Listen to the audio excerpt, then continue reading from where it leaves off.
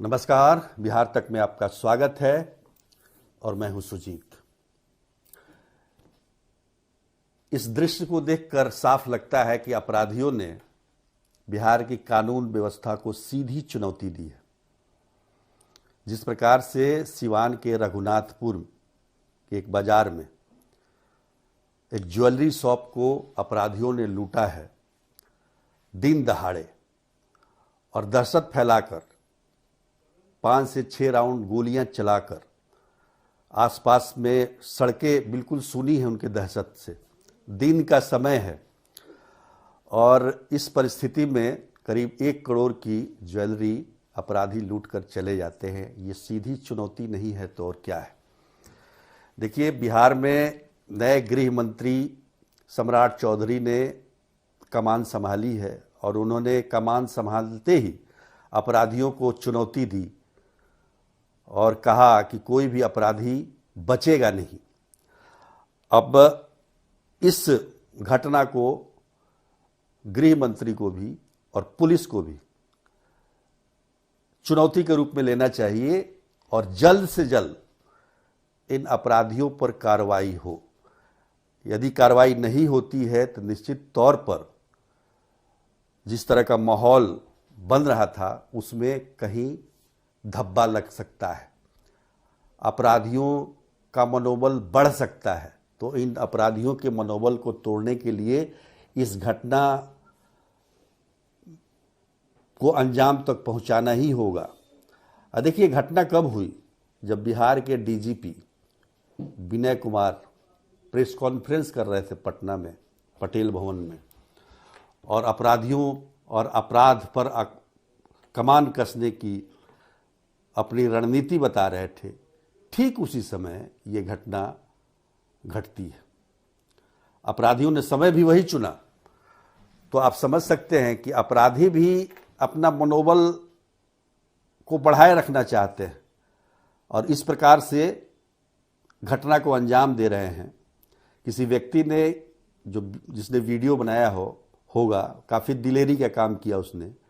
2 motorcycle पर सवार 5 अपराधी पिस्तौल लहराते हुए, फायरिंग करते हुए और दुकान में घुसते हैं ज्वेलरी शॉप में और 1 करोड़ की ज्वेलरी एक थैले में भरकर सबके सामने निकल जाते हैं।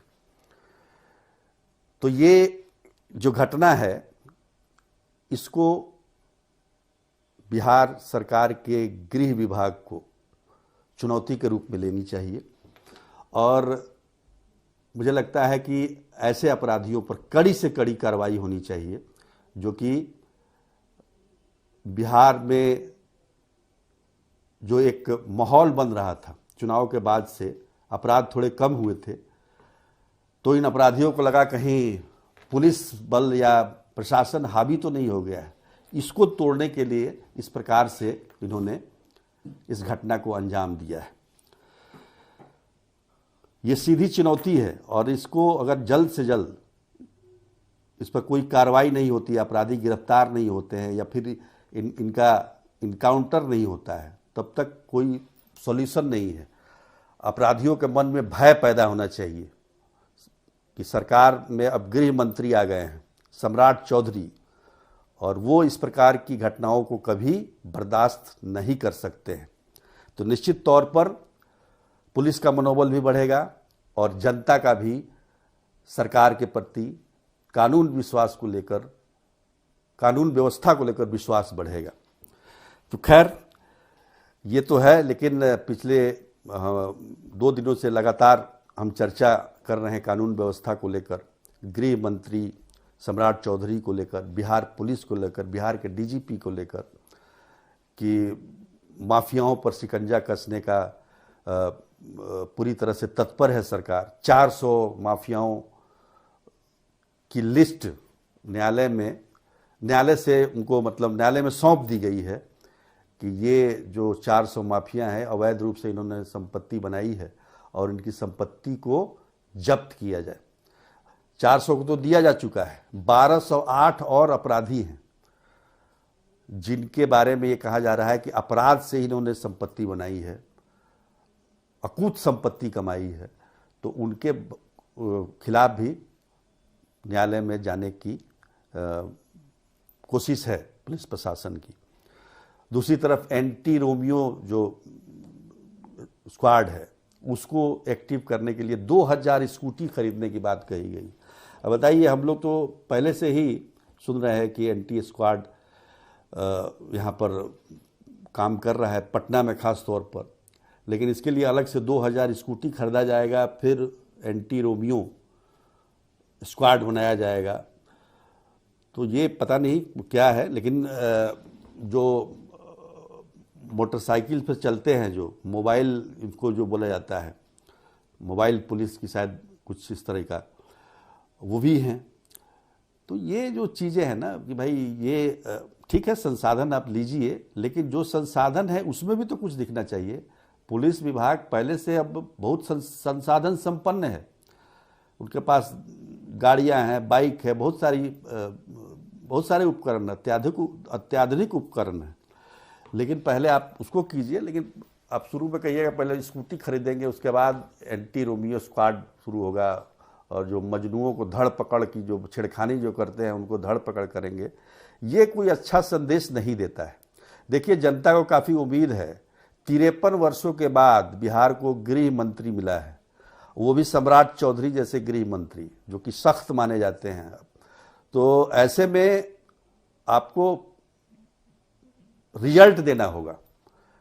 नीतीश कुमार ने भी मुख्यमंत्री के तौर पर पुलिस को सुविधा संपन्न बनाने में कोई कसर नहीं छोड़ी है। अब देखिए, इतना बड़ा पटेल भवन जो बना है, जो अत्याधुनिक सुविधाओं से लैस है, पुलिस मुख्यालय है। ऐसा पुलिस मुख्यालय देश में बहुत कम राज्यों को होगा, और उसके बाद तमाम सुविधाएं उसमें हैं। साथ में जो भी चाहिए पुलिस को उन्होंने दिया, लेकिन एक ही बात कहा करते थे कि भाई हम तो सुविधा दे देंगे, लेकिन अपराधी या अपराध को बर्दाश्त नहीं करेंगे। इसके बावजूद भी ठीक है, मतलब कंट्रोल में तो, मतलब अपराध ख़त्म तो नहीं किया जा सकता है, लेकिन कंट्रोल में भी कभी कभी आउट ऑफ कंट्रोल रहा है यहाँ का अपराध। और उसके पीछे की वजह है कि यहाँ के जो सुस्त अधिकारी हैं पुलिस विभाग में, या जो प्रमोटी को जो भेज दिया जाता है जिलों में एसपी बना के, उनकी वजह से भी अपराध बढ़ते हैं। तो इन सब चीज़ों पर ध्यान देना होगा सम्राट चौधरी जी को, और नियुक्ति ऐसे कड़क अधिकारियों की हो जो कानून व्यवस्था को कायम रख सके। केवल प्रेस कॉन्फ्रेंस करने से काम नहीं चलेगा। तो पहला टास्क तो यही है, ये सिवान के रघुनाथपुर में के बाजार में जो घटना घटी है, इस पर पुलिस कितनी जल्दी कार्रवाई करती है और उसके नतीजे तक पहुंचती है, ये सबसे बड़ी चुनौती है, और हम इंतज़ार कर रहे हैं रिजल्ट का। तो आज के लिए इतना ही, तब तक के लिए नमस्कार।